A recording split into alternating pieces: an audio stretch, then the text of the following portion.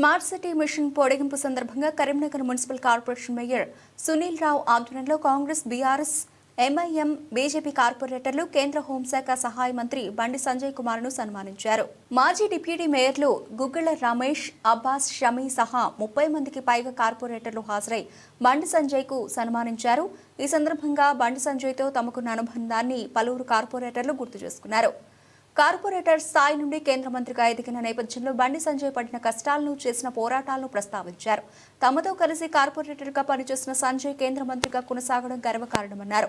Smart city mission గడువును కేంద్రం పొడిగించినందుకు కార్పొరేటర్లంతా బండి సంజయ్కు ధన్యవాదాలు తెలిపారు.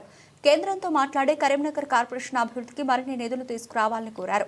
సానుకూలంగా స్పందించిన బండి సంజయ్ కరీంనగర్ అభివృద్ధికి నిధులు తీసుకొచ్చే బాధ్యత నాది, అద్దంలా తీర్చిదిద్దే బాధ్యత నాది అని హామీ ఇచ్చారు. జన్మనిచ్చి తనను ఇంత వాడిని చేసిన కరీంనగర్ను అద్భుతంగా అభివృద్ధి చేసి రుణం తీర్చుకునేందుకు కసితో పనిచేస్తున్నట్లు తెలిపారు.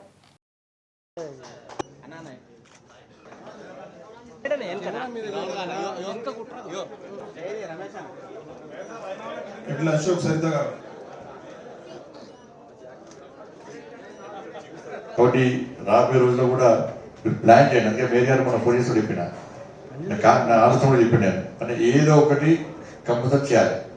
ఈ 5 yearsలో నేను కరీంనగర్ పార్లమెంట్ను వదిలిపెట్టే ప్రసక్తి లేదు.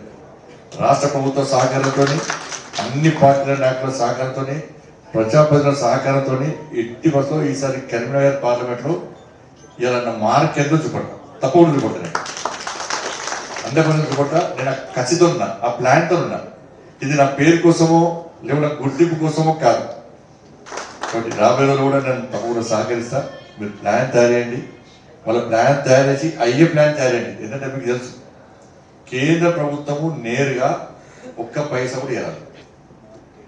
కేంద్ర ప్రభుత్వము డైరెక్ట్ ఎవరికైనా కార్పొరేషన్ కానీ ఒక నియోజకవర్గాన్ని కానీ నేరుగా ఒక్క పైసా కూడా ఇవ్వాలి.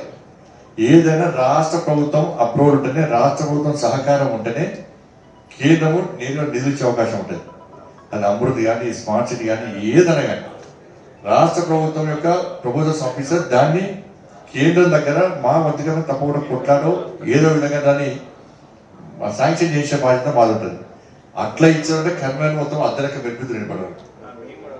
కాబట్టి రాష్ట్ర ప్రభుత్వం కూడా ఉంది, రాష్ట్ర ప్రభుత్వం కొత్తగా ఏర్పడ్డది. సరే నిధుల కొరత ఉన్నప్పుడు కూడా, గతంలో కొరత ఉండి ఇప్పుడు కొరత ఉన్నప్పుడు కూడా నేను ఆ జోలికి కూడా వాళ్ళతో కూడా మాట్లాడతా. నేను ముఖ్యమంత్రి గారి స్థాయిలో కూడా నేను మాట్లాడేటువంటి అవకాశం ఉంది కాబట్టి నేను మాట్లాడతా. ఈసారి జనరల్ బాడీలో ఒక మంచి చర్చ జరపండి. మీకున్నటువంటి అనుభవాలు, మీకున్న ఆలోచనలు మేలుగా చెప్పండి. మీరు ఒక ప్లాన్ తయారు చేయండి.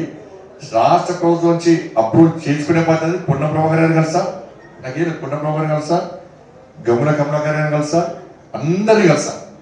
అందరం కలిసి మీ కార్పొరేషన్, మన ఈ కార్పొరేషన్లో మీరు ఏ విధంగా ప్లాన్ చేస్తారో ఆ ప్లాన్ మాకు ఇవ్వండి. ఆ ప్లాన్ ప్రకారం మేము నిధులు తీసుకొచ్చే బాధ్యత మాది. స్కీమ్స్, అనేక స్కీమ్స్ ఉన్నాయి, కొత్త కొత్త స్కీమ్స్ కూడా రాబోతున్నాయి. ఆ స్కీమ్స్లో కూడా మన కరీంనగర్ కార్పొరేషన్ పెట్టే బాధ్యత నాది. నేను మీ ఓని, నేను మీ మనిషిని. నేను ఇప్పుడు అన్ని పార్టీలకు సమానంగా రావాల్సిన బాధ్యత నా మీద ఉంది. అట్లా చూస్తూ ఉంటాను.